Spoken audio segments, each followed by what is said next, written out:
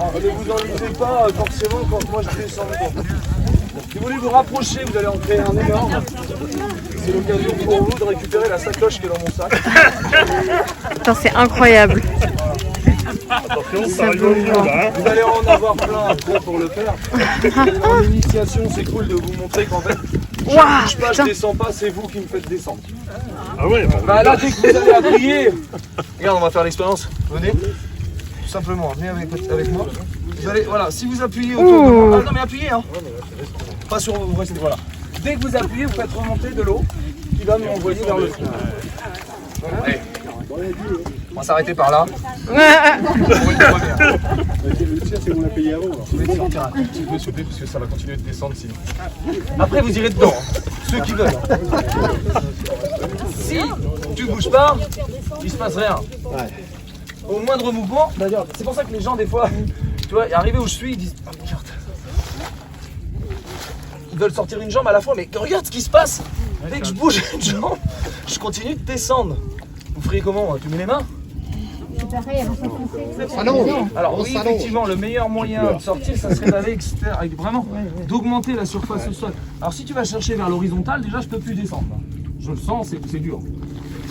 Je croise les bras, je vais pas le faire. Hein. La tête dessus, je couche le haut du corps sur l'avant à l'horizontale, et avec mes jambes, je vais juste faire ça. Ce qui fait que penché en avant, j'ai 2/3 du tronc à plat, je descends pas. Par le petit palming des jambes, l'eau va remonter et va pousser mes membres à l'horizontale, comme une crêpe. Je vais sortir à l'horizontale, sale mais vivant. Alors, pour s'en sortir facilement, en 2 coups de cuillère à peau, c'est très simple, vous n'avez pas besoin des mains. Vous les mettez comme ça. La tangue, elle est ixotrope, on l'a dit, regarde. Je vais aller la bloquer là, très loin. Hop, ça y est, elle est dure. Parce que je l'ai pressée qu'une fois. Elle est dure. Je peux me pencher dessus. Mon corps, il va vers l'avant gauche. Je penche, je tracte vers l'avant. Au moment où je ne bouge surtout pas cette partie où la tangue est dure, ça me permet d'avoir un reposoir à gauche, je vais palmer, je peux chanter une chanson. Avec la palme, avec la jambe droite. Ça va me permettre de sortir l'eau, la fléchir et de la sortir. Ça va? Voilà, c'est facile. Par contre, arriver là, souvent les gens, on doit sortir comme ça. Alors je vous montre ce qu'il ne faut pas Et faire. ça Hein. repart. Ça Là, repart. surtout pas. Hein. Parce que là, tu reviens au point zéro. Donc on dit aux gens, non, non, pas le pied, le tibia, la jambe fléchie. Comme ça, vous avez plus de surface. À partir de là, généralement, les gens disent, ah oui, ça on a compris, ils font ça. Manque de bol, tout redescend. Donc on va, en fait, tout simplement, retravailler avec la Tixo. C'est facile, regarde. Bon là, j'ai pourri la zone. Plaque la jambe une fois, tac. C'est dur, il faut plus que ça bouge. Si ça bouge, l'eau remonte et sort de l'argile, ça va devenir de la bouillie. Donc je penche, et qu'est-ce que je fais avec l'autre? Bah, comme j'ai fait précédemment, sauf que là maintenant je travaille sur une jambe droite statique, fléchie, et je sors la deuxième. D'accord? Alors vous avez toujours un laps de temps pour faire ça. Hein. Moi je vous le dis pas, mais dans le fond je fais ça avec mes doigts de pied, parce que quand je peux plus les bouger, j'arrête de parler, je sors. Hein. Tout ce que vous voyez, les petits geysers, là, si on prend le temps de regarder la poche d'eau, elle s'extrait en fait de manière naturelle, ça fait des tout petits. Oh là là, regardez-moi ça, incroyable, on arrive.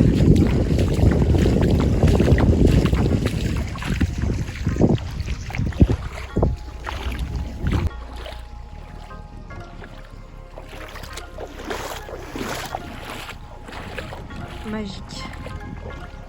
Ça y est, là on approche tranquillement. Le guide, incroyable.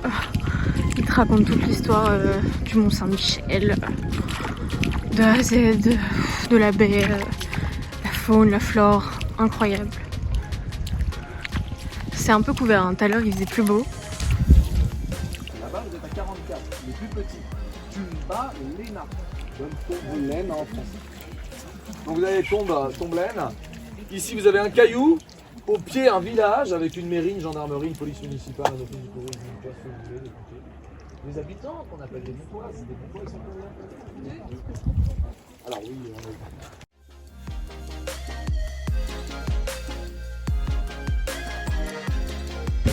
est... Allez, j'ai réussi à m'éloigner du groupe.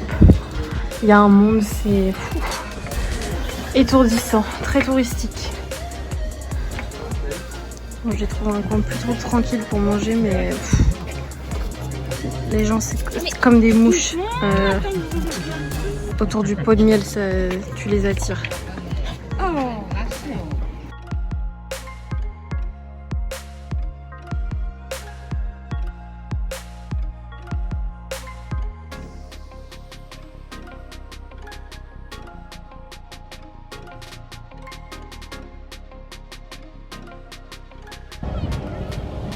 Ça y est, on repart pour le retour.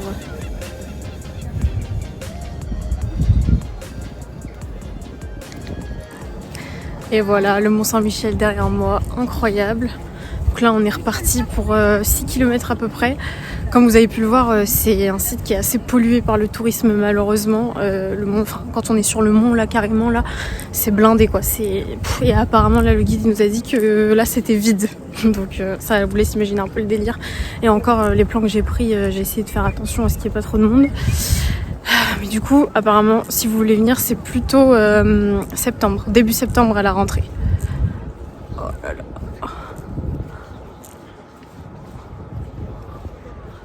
Magnifique. Ça tape hein, le soleil là. Hein. Octobre, faut être accroché quand même hein, parce que c'est sportif quand même. Je le sens dans les jambes. Oh là là, incroyable.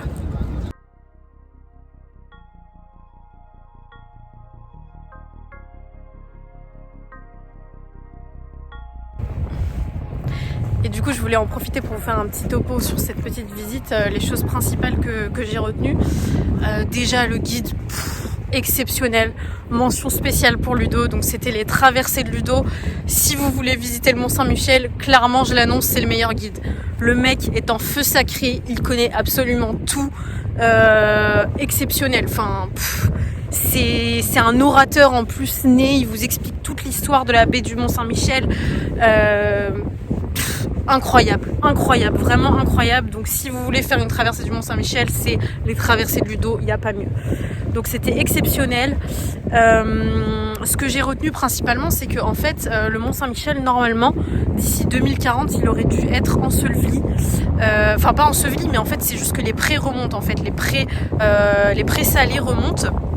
Donc il y en a un côté Bretagne et un côté Normandie. Et donc ça remonte, ça suit son chemin, c'est un phénomène naturel. Et donc à la base, le Mont Saint-Michel, c'est jusqu'au 19e siècle, je crois, c'était un lieu de pèlerinage en fait. C'est après que c'est devenu une zone très très touristique. Donc en fait, c'est devenu tellement touristique qu'il y a un enjeu économique qui est énorme en fait. Hein.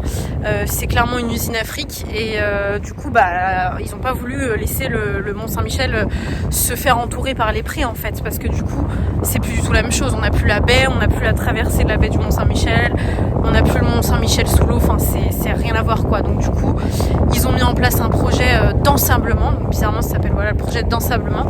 Donc ils ont construit, bon je sais plus exactement comment c'est fait, mais ils ont construit des sortes de barrages, voilà, ils ont fait des installations qui permettent en fait de refaire reculer ces prés en fait, et le sol remonte en fait, et ça permet de reculer les prés, parce qu'en fait au fur et à mesure, voilà, ça devient des prés, les plantes s'installent, et puis voilà.